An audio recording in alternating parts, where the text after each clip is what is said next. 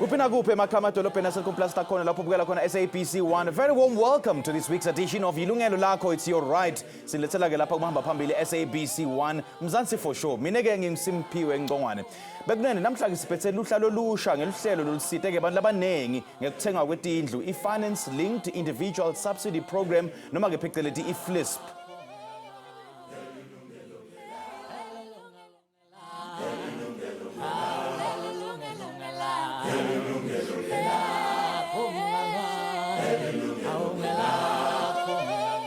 Dinge ngakho konke lokusha lokuletha ke leluhlelo lwetindlu i-finance linked individual subsidy program noma ke i-FLISP asimukele ke Matthew Seed ulumele ke i-National Housing Finance Corporation siphinde samukele ke na Dr. Simphiwe Matikizela lo i-home finance specialist. Gentlemen, sanibukele ehlelweni sanibonani.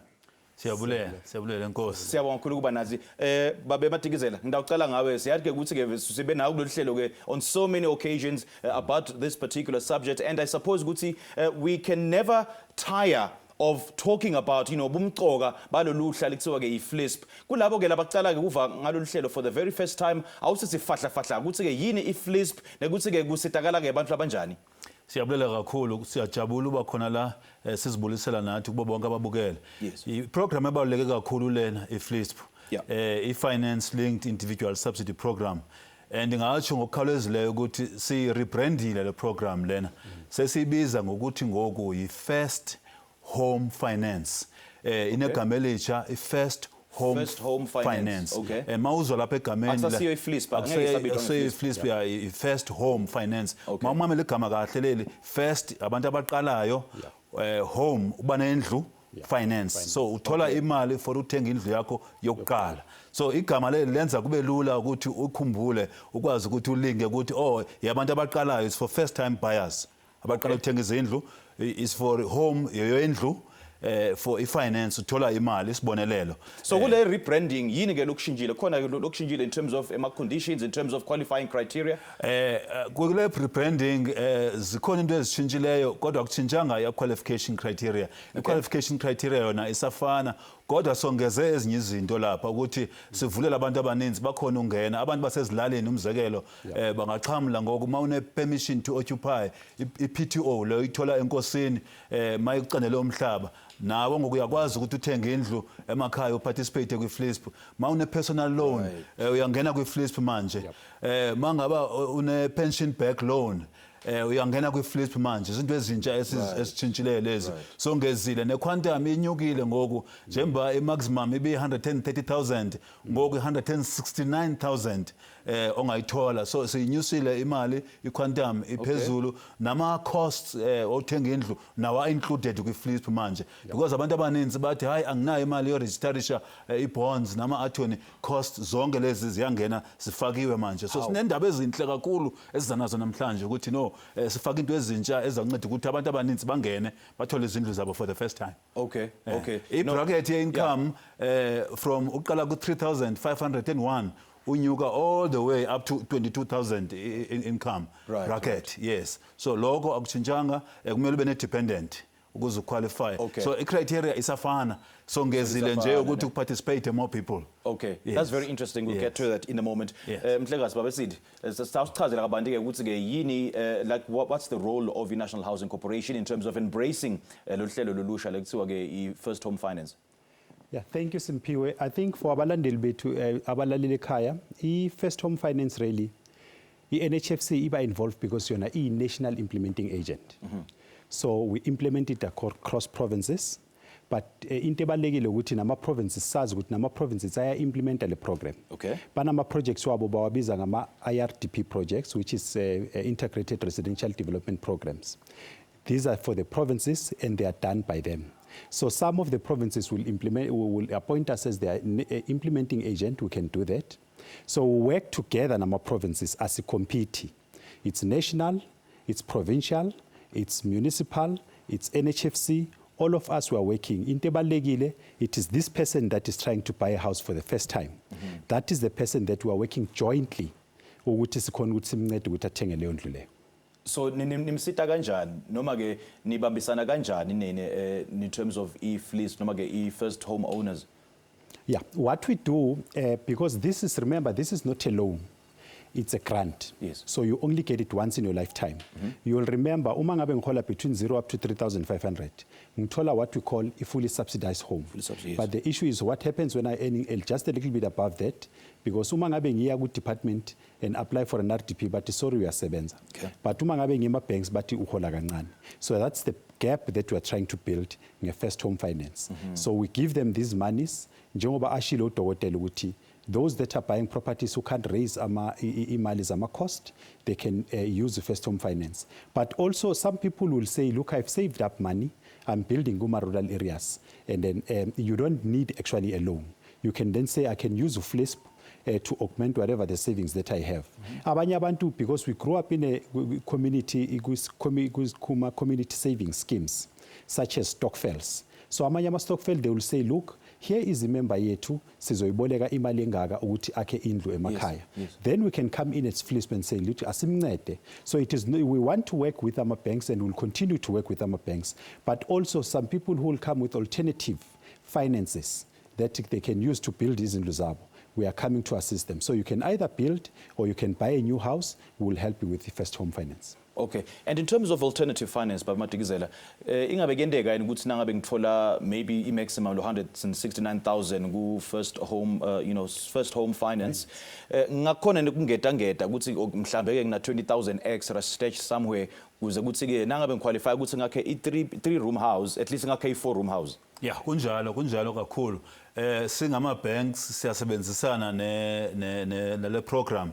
Yes. So kumele ukuthi njengoba siyohlula ukuthi mawamkela 30 income to 3,500 uthola i-subsidy, i-free house from i-government, i-RDP.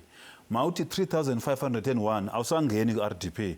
Kumele ngoko uze ukuthi sizibhanki siyanceda ukuthi sikunikeze i-mortgage or indlu or i-bond njengoba isaziwa. Uthole i-mortgage from thina siyibhanki sincedise ngale mali ye-subsidy ibe i-down payment ibe i-deposit yehlise le mali oyibolekayo ebhanki.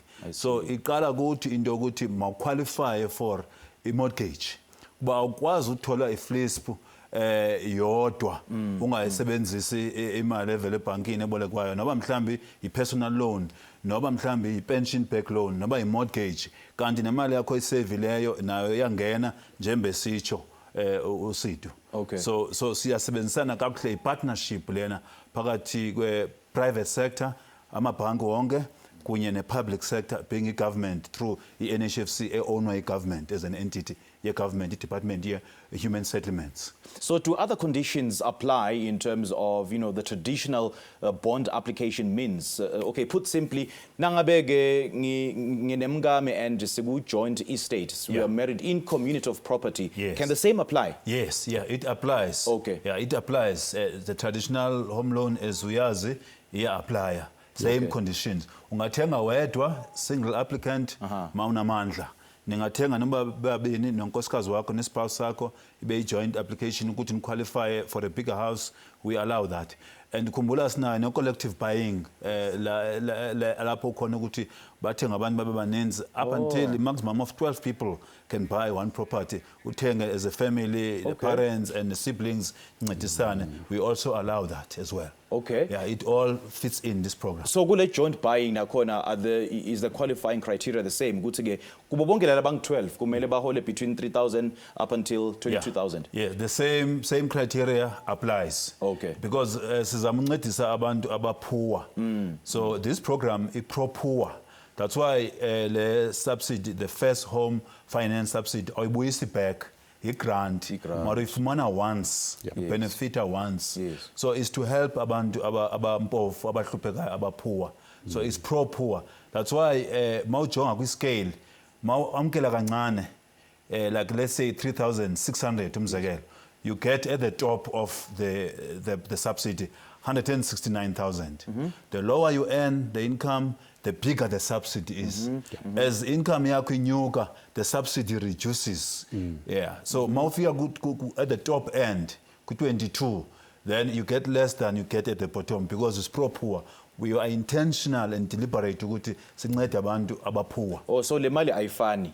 Yeah, it's on a sliding scale. So I on a found. sliding scale, Yeah, yes, sine yes. table esisebenzayo esibonisayo ukuthi between 3.5 to 3.6 you get 169,000 umzekelo. Ma inyuka income yakho the subsidy iyehla mhlambe ibe 140,000 ezinyuka ibe 120,000 kanjalo ezinyuka ibe 100,000 ibe 80,000 60,000 kanjalo as income yakho inyuka isubsidy yona iyehla isubsidy. Okay. So the lower you earn, the more subsidy you get. So it's up to the applicant to get top up again. Yes. Accordingly. Exactly. All right. Okay, I want to engage you on that as well, Babasidi, but let's leave it for now. Please do join us after this commercial break. Yilungelo Lakho.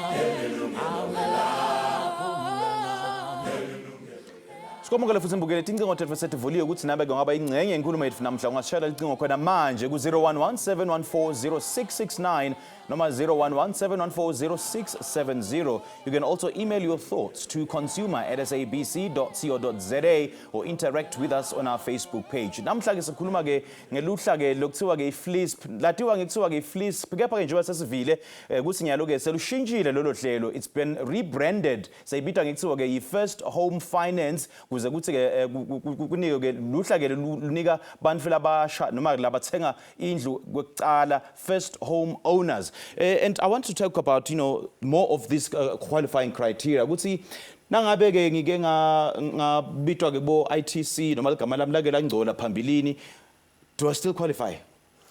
Yes, you qualify. No one is excluded. How? Yeah, you qualify because like we normally say ukuthi iza ngaphambili ukuthi siyibhanki sithethe sibone ukuthi imeko yakho injani. Umzekelo sina i-debt consolidation loan. Lapho ma unamatyala amaninzi siyakhona ukuthi sihlanganise amatyala wakho siwa consolidate yabona ubhatala installment day 1 it frees up cash flow for wena ukhona ukuthi uqualify sokuncede akunamuntu esimvalela ngaphandle. Right. Yeah. So must I be employed ukuze uthi ngiqualify? Both. So normally abantu abaninzi they are salaried, most people. Yeah. Mara ngithi bakhona abantu who are self-employed. They are not salaried. They are not getting a pay slip. Employed, but baziqeshile ngokwabo. Yabona. So income yabo is such that ba qualify nabo. Umuntu othengisayo etown unetafile uthengisa ama-apile nani uthengisa fruit veg kanjalo uzothola ukuthi imali ayenzayo ayomali eninzi kangako mawuyihlanganisa le mali uzothola ukuthi iyangena kwakule bracket ye-income yona le 3,501 up to 22,000 esikhuluma ngayo ngenyanga mawuthola imali ayenzayo uthola ukuthi uyazisebenzela yena mari akenza imali eninzi engako and akanandlu uyaqualify. And I'm glad ukuthi you use that example yema food vendors, hawkers, hawkers as it were. Ukuthi ke nangabe ngoba phela sometimes income iba so it's up and down. Sometimes iba more than 3,500 kulenye inyanga ibe less than 3,500. Do you put that into consideration? We put that into consideration because kumele sijonge over a period of time. Singajonga inyanga eyi-1 ephakamileyo kanti inyanga elandelayo iphansi. So we look it over a period of time. We can even look it over a year, 12 months. Sibone ukuthi so that on average senze average. Yes, can do that. And sivile ke ilungelo lakho ke litfole ke ama reports ukuthi le application process ayikho smooth kushisha idata lapha mos. Hey diyabuya. Is it what it is easy as it make up to be? So injalo we've come a long way. We have improved quite a lot. Yabona ngoku kusine portal online. You can now apply online now. In the past kudala ungakwazi apply online. Ubufilisha amaphepha. So we have evolved. We have improved, we have enhanced the process. We have even spent money, we've invested in developing a system online. We got people, as experts, but develop a system online, a portal, Okay. where you don't have to come to the offices. You can do this thing at your home or in your office at your leisure. You go, you log online. You can apply online. We've mirrored the same paper application, Sayenza online, like you can fill online. So Bese approval ngitfola nini? immediately approval. Immediately, Once okay. you submit, for as long as unikeza zonke documents ezifunekayo online, uyakwazi upload ama documents. You can scan your ID, we upload. You can scan your payslip, we upload. Maunomntana on a dependent, birth certificate, you can also scan it and upload it. So submit the application online, load all the supporting documents, proof of address, zonke into ezifunwayo. Yep. Then we're able, when we've got everything, there's no reason for the process to take long. Okay. Submit everything, not piecemeal. Right. Yes. Babusit. Yeah, I think what also i-portal yethu ngendlela designed ngakhona. Uthi omunye umuntu uyaya ku portal because akakathengi indlu. Ufuna ukwazi ukuthi how much do I qualify for? Yeah. So ikunikeza two options. You can either do a pre-approval. A pre-approval, we don't ask for pay slips, we don't ask for anything.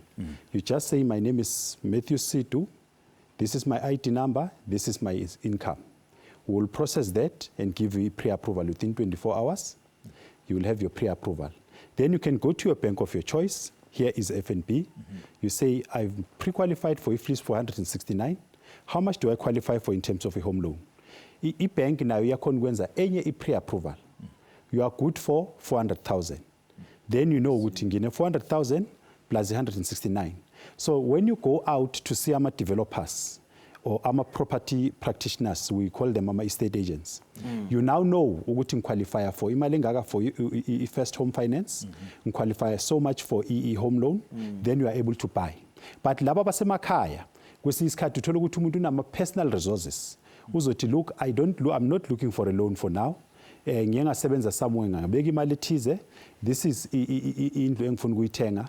Ngiyazi ukuthi based on this pre-approval, uma ngabe ngithatha le pre-approval ye-FLISP, ngihlanganisa nama personal savings wami, iyakhona ukuthi iyenze imali le that is equals to the purchase price. We are able to assist them ukuthi ayithenge. So we have opened it up so that abantu abasezilalini, they can equally benefit as well as abantu abasema urban areas. Right. So that in the past besiyenza kuma mortgage backed loans, which was a problem because abantu abahlala ezilalini nabo they are also building houses. Right. So we needed to make sure ukuthi siyaba accommodate nabo uma ngabe improve these policies. And speaking of pre-approval, you know, we've received so many complaints nge pre-approval. Ukuthi ke labanye bantu they feel like they are being misled. Nangabe ke ku pre-approval online, I'm being pre-approved. Nasengena ke ebranchini, then I'm being declined. Why? Labanye bayatubuta ukuthi ke kuyangani lokho. Okay, for ilona, for first home finance, uma ngabe sikunikeza i-pre-approval, remember Tina, we are not a bank. So we don't check our credit scores and all that. Okay. Uma ngabe sika-approve for i-169. The only thing, remember... So for pre-approval, there's no credit score, there's credit checking? Actually, for first home finance, there is no credit scoring whatsoever. For the subsidy. Because we are not borrowing money. We are not borrowing you. don't have to pay it back. We are giving it to you for free. You don't have to pay us back. Yes. So we don't do our credit assessments. But then once we give you a pre-approval, the only difference is that people, when they apply for a pre-approval, into sibacela ukuthi bayenze ukuthi basinikeze i-income accurate. Because uma ngabe wenza i-pre-approval ufika ukuthi uhole 4,000, thine sithatha what you have given us, si-process i-pre-approval, uzothola imali yomuntu oqualifyayo owe 4,000. Obviously it's going to be higher. But when you come now, you have bought a property. Remember now you must then do application, then upload those pay slips. Okay. It can only be problematic uma ngabe uthe 4,000 but pay slip yakho ibuya ithi 8,000. 8,000, I see. But what also people need to understand is that we also understand ukuthi abanye abantu ngisebenza e-Edgas senze stake taking. I'll be getting overtimes and all those kind of things. So uma ngabe ba-apply, we don't take those as income because we understand ukuthi azikho permanent. Sibheka just the basic income. Sure. Lezi umuntu azithola sizibiza ama-incidental income. We don't include them as income because we know ukuthi angeke umuntu ayithole for the whole year.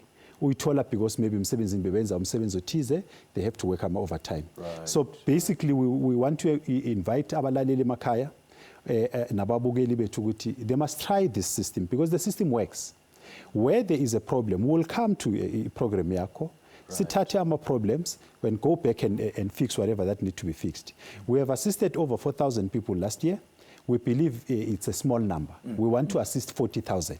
We can only assist 40,000 if people come and apply, test our systems. Let's help them. Okay. Asishiye lapho ke mbukele sisishiyelela ngasetitolo. Please do join us after this break. Leli ke Yilungelo lakho namhlanje sikhuluma ke nge-First Home Finance, previously known as FLISP. And please do take that call and call us right now. Ubute ke umbuto. Tikhona ke tinintetfu ke titawuphendvula lo mbuto wakho. Leli Yilungelo lakho. Siyabuya khona nyalo.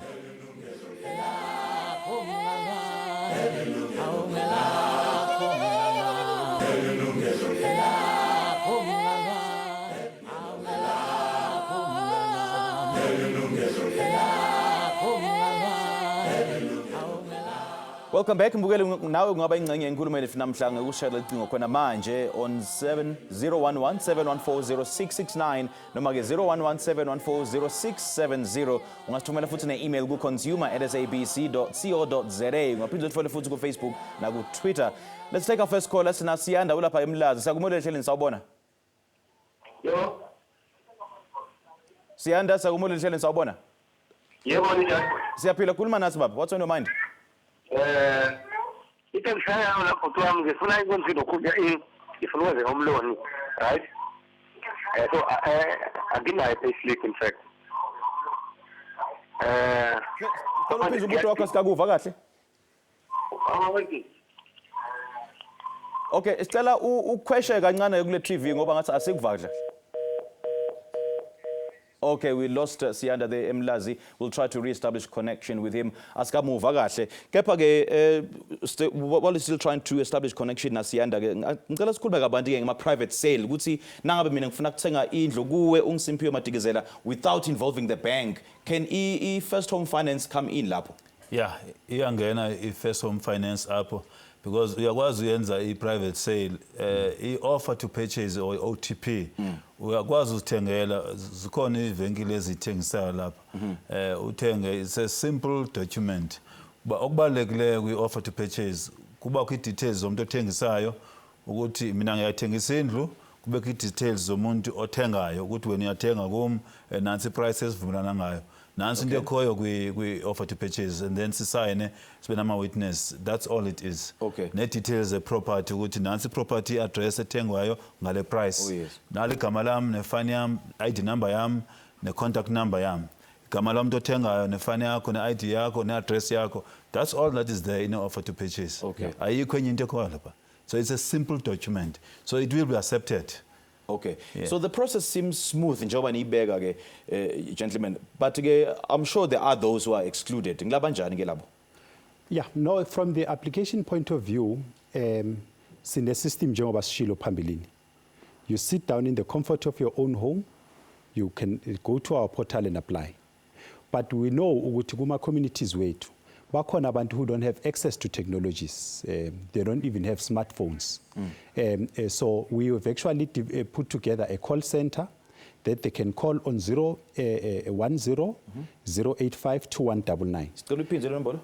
Okay, 010-085-2199. Okay. In that call center, we are able to assist you in your own language. Uma ngabe une problem, or even if you want to know more about FLISP, uthola ukuthi umbukele ekhaya manje ekude into angazwanga. They can just phone, we'll tell them this is what First Home Finance is about. This is how you apply. Uma ngabe you don't have access to ama computers, zonke lezi zama internet. You can just call us, we'll do it for you. Sizokhuluma nawe sikapturele yona thina on our site sikubonise this is the best way of doing it. This is how you get the document to us. Why we are doing that, we don't want people to move from one office bagibela ama-taxi from here to there trying to get the assistance. Okay. I think technology has allow ukuthi let us assist umuntu la ekhona through this technology simenzele application yakhe. All right. Let's take our next call. Sina Philip lapha ke Pitoli. Sekumode ehleleni sawubona? Sawubona mama. Yebo ninjani baba? Ngiyaphila njani baba? Usiphilile baba, khuluma nathi baba. Yeah, right ngakhuluma nathi baba. Yeah, khuluma nathi baba. What's on your mind? Baba, mina ngipension. Anginamuzi. Ngiyaqualify ukuthi ngayithola le home loan na. Ikhona income lo nayo baba? Usho yasebenza usho manje ngine 3 years. No ngisho wena ikhona income lo itfolako ngenyanga. Cha anginayo. Mara ngithola income yami is 2080 rand manje.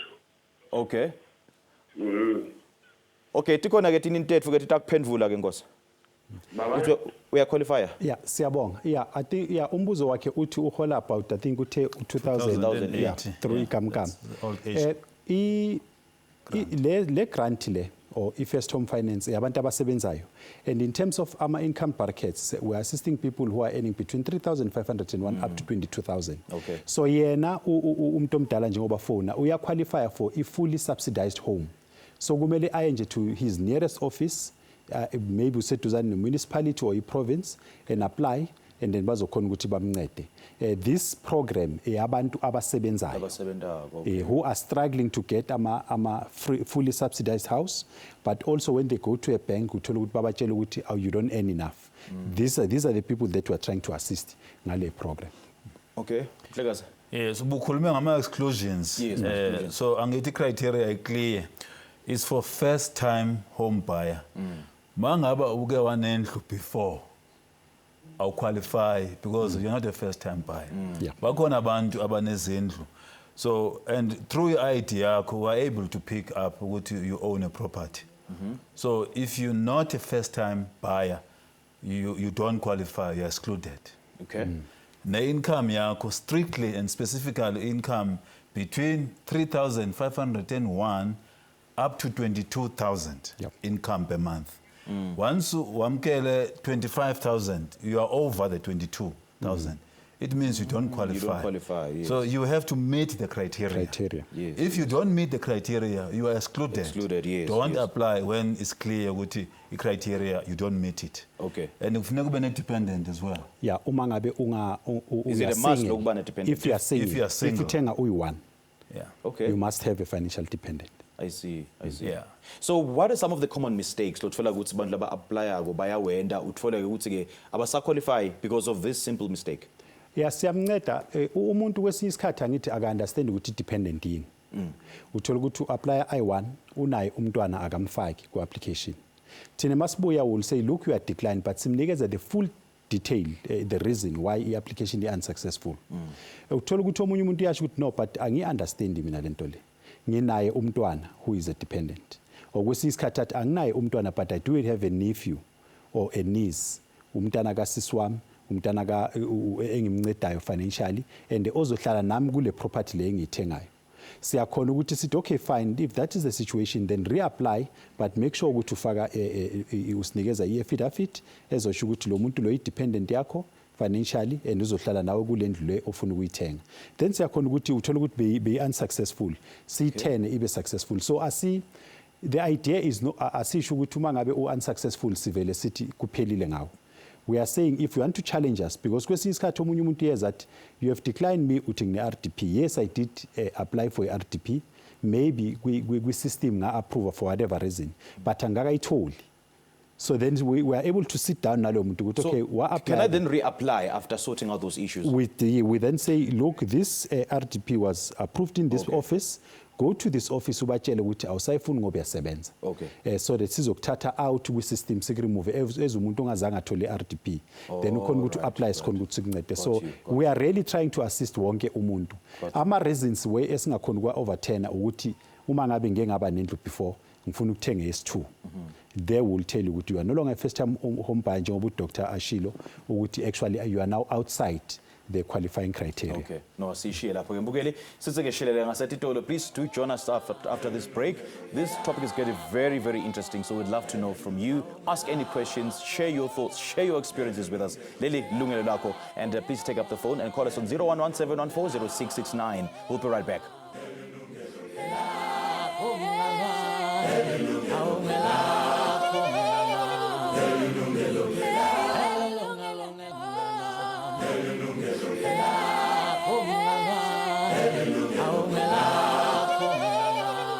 Sikwamukele futhi mbukeli, to be a part of this conversation, please do call our studio lines right now. Sishayele licingo ke ku 011-714-0669 noma ke 011-714-0670. You can also email your thoughts to consumer@sabc.co.za or catch us on our social media platforms, Facebook and on Twitter. Let's take our next caller. Sina Wincam olapha eJozi. Sakumele lihlele sawubona. Wincam, good afternoon. Welcome to the show. Hello, how are you? Very well. How are you, sir? I'm very good. My name is Yilungelo Mashala. I'm working from Sunshine Sky. My Okay. salary is 18,000 per month. And after me blacklisted before around 2018 because of the closing account. I wanted to know if maybe I qualify for subsidies for the housing. Have you owned a house before? Hello? Have you owned a house before? No. Okay. Do you have any dependents? Yes, I have independence. Okay. All right. Please, thank you so much for your call, Wincam. Our guest will definitely help you. Ngiyacela uvile kumbuto wa Wincam. Okay. Cala ngawusidi. Yeah, Wincam uthi uke waba ne credit record somewhere in 2018. Ingam affect ekuthini aqualify for a home loan.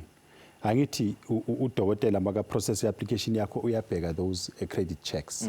So maybe njengoba shilo udokotela phambilini ukuthi maybe he needs to go to sibiza rehabilitation program where we look at that credit profile, bad credit profile, simncede ukuthi akhona ngoba manje uyasebenza because kumele ayibhadale so that simclear. Then once aba cleared, then uyakhona ukuthi abuyele ku system bakhona ukuthi bama-approve. I think ubhuti yena kumele abekezele because unengxaki. So we need to sort out that problem, clean in the processes, then abuye. But for first home finance, Tina, we don't look at our credit record. Uma ngabe bekati githi nje, I'm buying maybe ngise Makaya, ngifuna ukuthenga indlu ka 120,000 and I do qualify for FLISP to cover that 120,000. We will assist him to buy that house. It's just that when there is a finance, ama banks angithi nawo alandela imgomo ethize, our manager anikezele ngemali. Legislation. Okay. Yeah. Okay. Baba Mthizela, your thoughts? Yes, yeah. No, definitely makaze ngaphambili sizokwazi si understand ingxaki yakhe ukuthi ingxaki yakhe ithini ingakanani because kunento ekuthiwa prescribed debt as well. The debt does prescribe. 2018 ne? Yeah, 2018. Yeah, so there are debts that prescribe after 3 years. Yes. You see, so we have to look at situation yakhe. Okay. What is the problem? How big it is? How can we help him? There's always solutions. For every problem, onayo, there is a solution.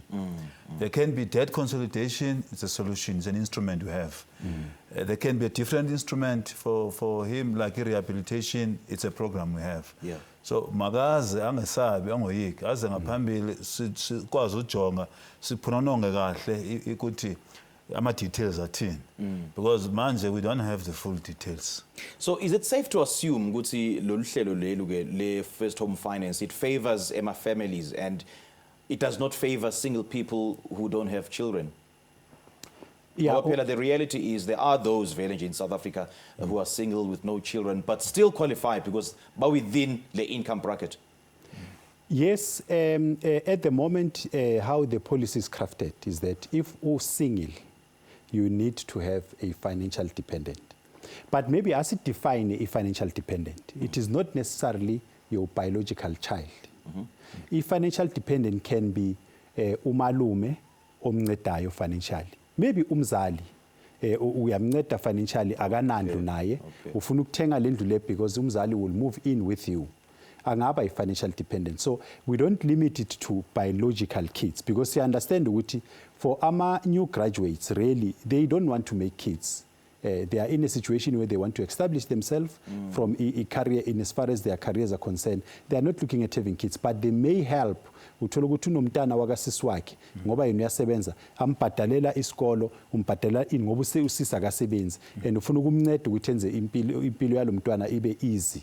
So uthola ukuthi amthathe ahlale naye kule ndlu afuna ukuyithenga. Siyakhona ukuthatha lo mntwana as dependent. The person just need to give us an affidavit. This is the person who is my financial dependent, IDs, then siyakhona ukuthi simncede. Okay.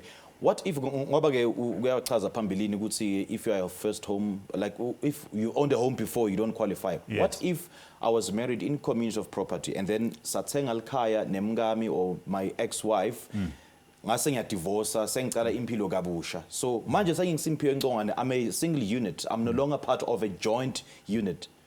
So now lokho kuyanginika ukuthi ngibe ukuthi qualify. Yeah, so we can look at it because in your example, if the house, let's say you left a house with the divorce settlement, whatever, you had children, the agreement was the house remains with your wife.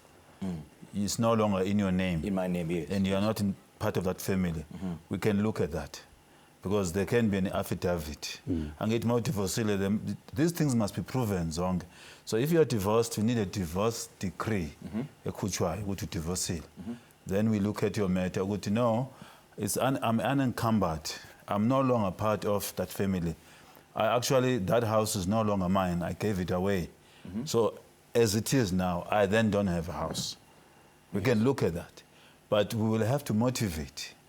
We have to have supporting documents. Indeed, you are a divorcee and the house remains. Settlement, the proceedings of divorce, so all those things can be looked at. Now, that's an exceptional case because remember, a policy is there to guide. Right. There can be exceptions and there are procedures in place to motivate. We would know this case because of this and that, and here's the evidence.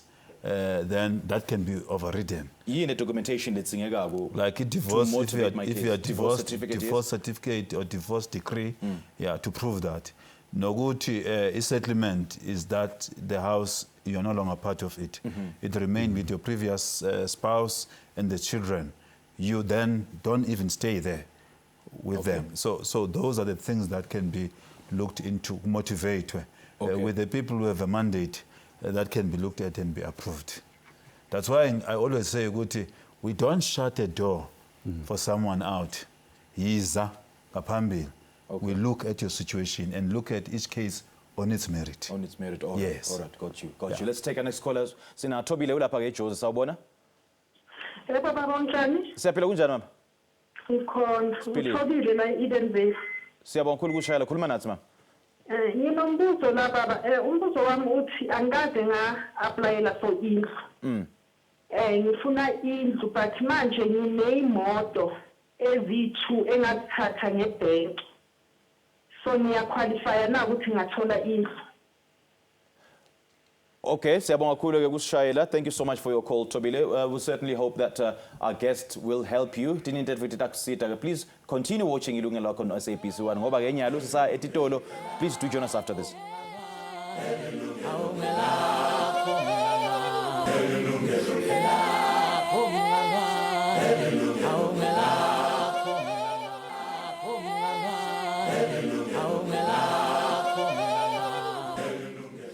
Welcome back. Sanibukela kumbukeli ke saqhubeka futhi nenzaba yethu ke namuhla inzaba ke FLISP noma ke nyalo ke sayibitwa ngekuthiwa ke first home finance. Before we get deeper into the conversation, ngicela ukuthi ke sichazele ke Thobile ke a previous caller. Ngicela ngawumatikizela.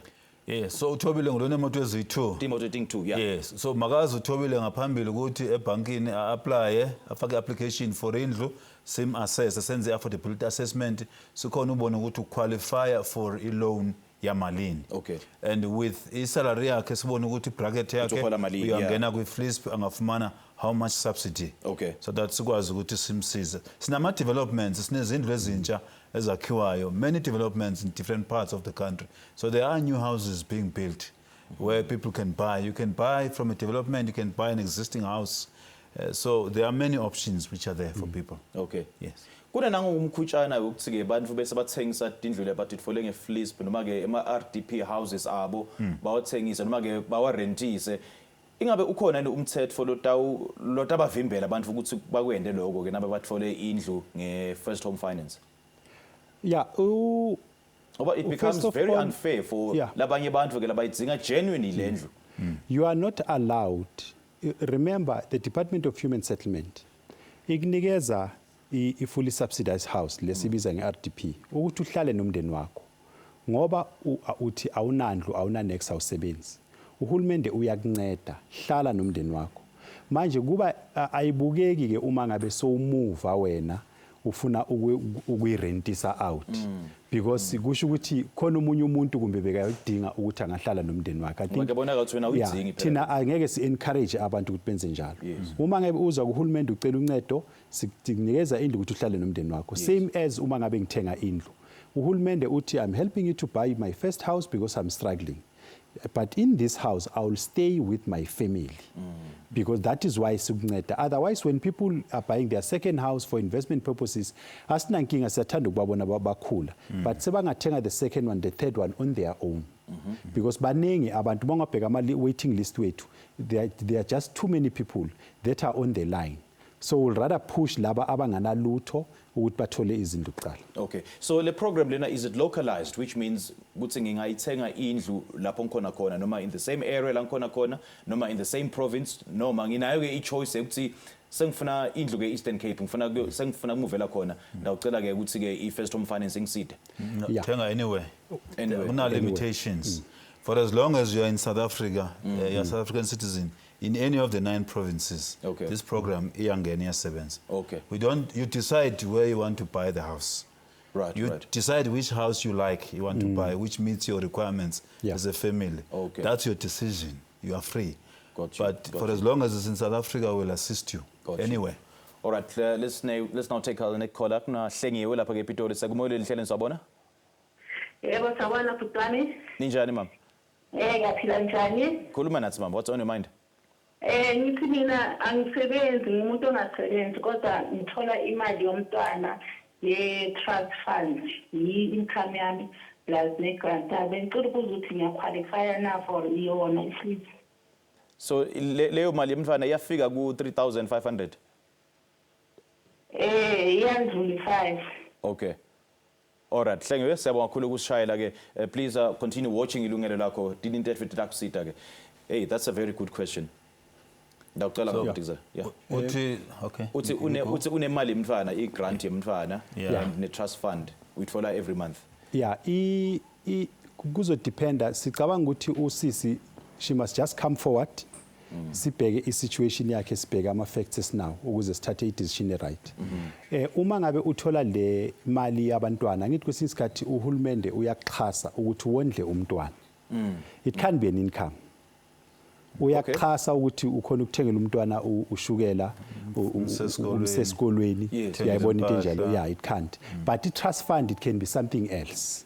So that's why thina sithi makeze sibheke ukuthi uyenza kanjani le mali uqualify for in thina sizimisele. So leyo mali leyo you won't consider it as income.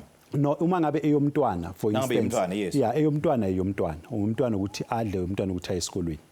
Okay. not for buying a house. ngeke ngithi Okay. I'm gonna buy a house ngale mali yalomntwana. Kodwa uma ngabe unenye i-trust fund akeze ngaphambili. Sibheke ukuthi kwenzakalani kule trust singakhona ukuthi simncede na because Noma ngabe papgeld noma ke imali yesondlo nayo you don't consider it as because income. it's made for a For particular umntwana. reason angithi Yes, uthola ukuthi kumele ngiyobhadala i-school fees somntwana kumele ngenze lokhu ngenze lokhu. Okay. I can't say I want to na umntwana angasayi esikolweni ngifuna ukuthenga indlu. That's why ngithi makeze phambili sibheke i-situation yakhe sizokhona ukuthi sibone ukuthi siyamnceda na. Okay. Okay. But is No, all right, Unyansel. A child support grant, it's a grant from the government to support the child. Ukuthi aye esikolweni, anxibe, mayegula, aye kwagqirha atye. That's what it is for. When you apply for that grant, it's for that purpose. So it cannot be responsible for us ukuthi thala le mali and divert it for something else. Yobhadala installment. That would be wrong. We're just being honest here. Right, Yes, right. yes. And that's not an income because remember the child support grant, you go up to a particular age and then it stops. If we recognize that as an income and then ubhadala indlu ngayo, when it stops, what happens to that house? Okay. Nangabe ke gentlemen, I want both of you to answer this. Nangabe ke ngike ngaba nelikhaya lengazange ngilithenga. For instance, ngalishiyela abadali bami bese bashona. Yeah. Would that disqualify me ngoba vele nina nifuna ama first home owners angisho? Yeah. Would that disqualify? Nangabe ke sengifuna ke indlu yami ke manje sengifuna ukutithengela mina. Yeah, so no, that won't disqualify you. It's an inheritance. Inheritance, You yes. never bought the house. Yes. Yes, and Noma ngabe ya transfer egameni lami after my parents passed away. Yeah, but you didn't buy it. I didn't buy it, yes. Yes. Yeah, you didn't buy. We are looking at you having means to have purchased a home. Oh, okay. Then you get okay. disqualified. All right. So, and it's an interesting one because in our inheritance, you may not be the only child. Oh, yes, yes. You see, so now that's a family home. In actual fact, it may be in your name, Klambi, maybe abanye, you know, whatever the reason was. But if it's a family home, sometimes work on a will. A will, this house, it's a family home. It's for all of you. It must never be sold. It's in the will. If you get married to a Puma, the siblings remain here in this house. Can be in the will. Maybe even the grandchildren, they will call this their grandfather's home. Must never be sold. So a situation like that is really not your own house, effectively. You didn't buy it. It's an inheritance. And it can't be yours if you're not the only child. It will be very strange ukuthi yayakho and kunabanye your brothers and sisters and all of that. Okay. Yes. Subsidy? Yeah, angeke ngidife. I think I do agree ukuthi uma ngabe it's a family house, it's a separate matter. Yiwo lama situations la siyayisibheke ukuthi singamnceda kanjani umuntu. Maybe kumele sicele uMEC in a particular province to say this is a special case. Can you at least assist us? It is outside the normal way of doing ngendlela esimplementa ngayo i-first home finance. Okay. All right. Gentlemen, great chatting to you. Great discussion. Thank you so much for joining us. Siyabonga. Bonga thina siyabonga Siyabulela kakhulu. Siyabonga kakhulu. Hayi mbukele ngisifike emaphethelweni nehlelo lethu namhlanje sibonge ivakashi tethu ngekuba nathi kuze kube manje. Ngitsazaboka kanye nani ngebabukele ngekuba nathi kuze kube manje. Sihlangane futhi ngesikhathi lesitako lapho sitabe sinilethela khona lenye indzaba letawutsinza wena nemalungelo akho njengemthengi. Mina ke ngiSimphiwe Ngcwane and the rest of the team sithi ke nisale kahle. Do have a great week ahead. Cheers.